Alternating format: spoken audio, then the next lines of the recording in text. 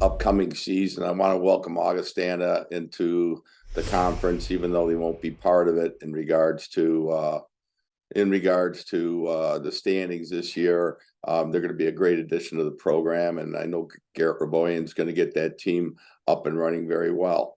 Also like to welcome Luke Strand to the coaching fraternity of the CCHA. We got a lot of great coaches in this conference, and certainly Luke will be another one of those great coaches.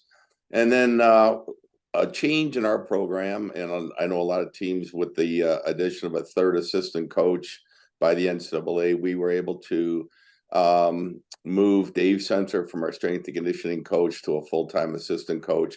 We're excited about that. He brings a wealth of experience. He'll still oversee a lot of our strength and conditioning, but now more importantly, he's going to add some hockey expertise on the ice and in the recruiting process of a lot of the incoming players.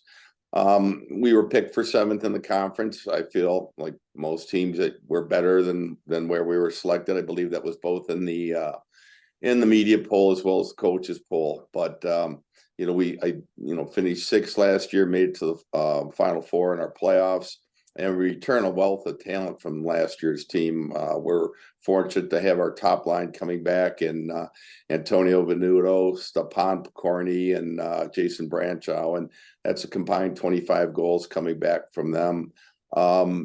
Freshmen from a year ago that are now sophomores that had a big impact, I thought, and really could take a step forward up front.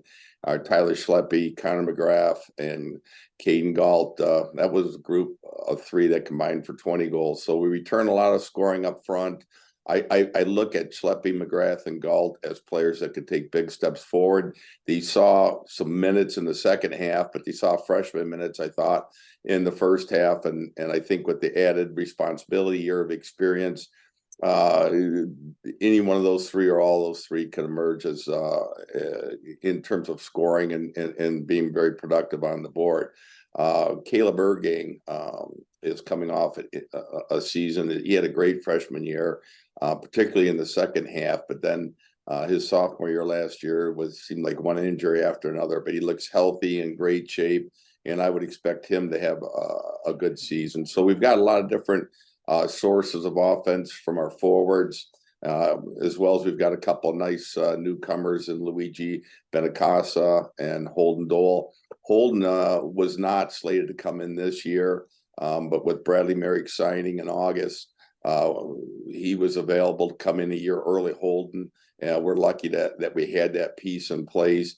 And while we'll miss Bradley Merrick, certainly the timing wasn't great for us. We will miss him and his experience. I think Holden's going to be a great player in his own right, albeit not as experienced as what Bradley would have been. And then on defense, we bring back our captain and Brandon McLaren, who will be back for a grad year. Brendan is just a great person, great player, good in the classroom, good in the weight room. And he's a welcome addition back to our D corps, as well as we've got 2 seniors in Ben Schulteis and Drew Cooper. Travis Shout, he's coming off a tremendous freshman year where he was hurt a lot of the year and still played exceedingly well. So, and then we have a grad transfer in Nick Hale, who comes to us from Holy Cross, and he's going to be a nice addition. So we've got a couple of grad defensemen as well as 2 seniors. So we've got some experience back on defense as well as quality players. And then in net, we have experience there as well in Noah Giesbrecht and Logan Stein. They're both returning. I said it a year ago. I'll say it again this year. I think that's probably the best 1-2 punch in the conference, if not in all of college hockey. I think both of them are capable of having outstanding seasons. They'll be competing really hard against one another for playing time in net. I think they both have the ability to play beyond college hockey. They're good size. They've got the NHL bodies, and they've got the athleticism and the technical part of the game down. Obviously, they could all use a little more experience, but we feel like we're in really good hands back in net. If anything, last year our team defense and maybe penalty killing at times let our goaltending down. But I think this year, we'll tighten up in those areas. So I'm very optimistic about the 23-24 campaign for the Bulldog hockey program. And I don't know where we'll finish. I don't think there's a ceiling I want to put on this team, but I'll be surprised if we finish in where we were selected this year. All right, thanks, Coach. We have some questions lined up for you. First, Trent Singer. Yeah, Coach Trent Singer with the Rink Live. You guys won your first round series, beat Bowling Green State to close out the season last year. I mean, as a team, sort of as a coaching staff, how do you sort of build on the way you finished last season, kind of going into this campaign?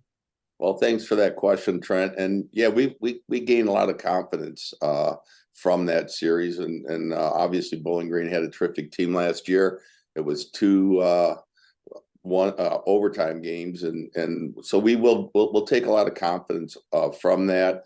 I felt like as the season went on, we were building and getting better each and every game. Very similar to what maybe Damon said about Lake State too, and that there's a learning curve on winning, and we were coming off a couple very difficult seasons. And I thought getting in games late and learning how to close them out was something that we had to learn. We didn't do a good job of that early on last year. We put ourselves in position to win a lot of games, but it was learning how to finish those games off, how not to panic. And usually it's not a situation where the guys choke. It's just that they want it too bad, and you start doing everybody else's job, and you get out of your game plan. So it was a process of learning to win. We climbed that mountain, I thought, a year ago, and I think we can take a lot of confidence from that series into this year. Thanks, Coach. Dylan. Hey, Coach. Dylan Ryder with the Ferris State Torch. Could you expand a little bit on Brendan McLaren's return, what that means not only on the ice, but in the locker room, just having your captain back in his 5th year? Yeah, well, he's a welcome addition back, and if he had a 6th year, we'd take him back for that year as well. Interesting in his career, he started out as a forward for us, and he was a 3rd, 4th line forward. Really wasn't overly productive offensively. He was solid defensively for us. Obviously, he's always been tremendous off the ice. Would not be captain if he hadn't been. But we converted him back to defense one week. Just we were thin on defense. We had a few injuries. We ended up playing him that weekend. And I remember coming out of that first game saying, you know what, I don't think we'll ever move him back to forward. He's a fairly good skater. He's very strong. He's fairly courageous. And the interesting part about him is his offensive numbers really started to improve when he went back to defense. And I think it's just the nature where the game, when it's in front of him, it's easier for him. And given his background as a forward, he's not afraid to jump into line rushes, but yet he's very conscientious defensively. And I think, I bring that up because I think that leads to his character. Like there's been other players over the years we've asked to look at maybe switching positions, and a lot of them kind of dug their heels in. Basically, his response to me was, Coach, whatever I can do to help this team, I'll do. And that's the kind of attitude, and that rubs off. It's contagious in the locker room and to his teammates. Tim. Hi, Coach. Tim Rapley from Flow. And, goal scorers are pretty rare jewels, and you've got a pure scorer in Jason Brancho. Can you talk about what it's like to have such an asset, when you're either down a goal or in a tie game, having a guy who can put the puck in the net like that, as we learned in the Bowling Green series?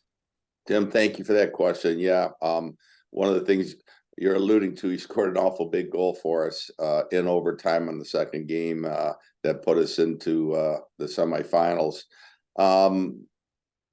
It's been fun watching Jason's improvement and development over his previous 4 years. I felt like going into last season, we hadn't seen the best Jason Brancho we could see, and some nice discussions we had in the spring the previous year. He was all ears. He changed his game to an extent, and he's a much better player for it right now. And he is a gifted goal scorer. He scored 13 a year ago, and I would not be surprised to see him crack the 20-goal barrier this year.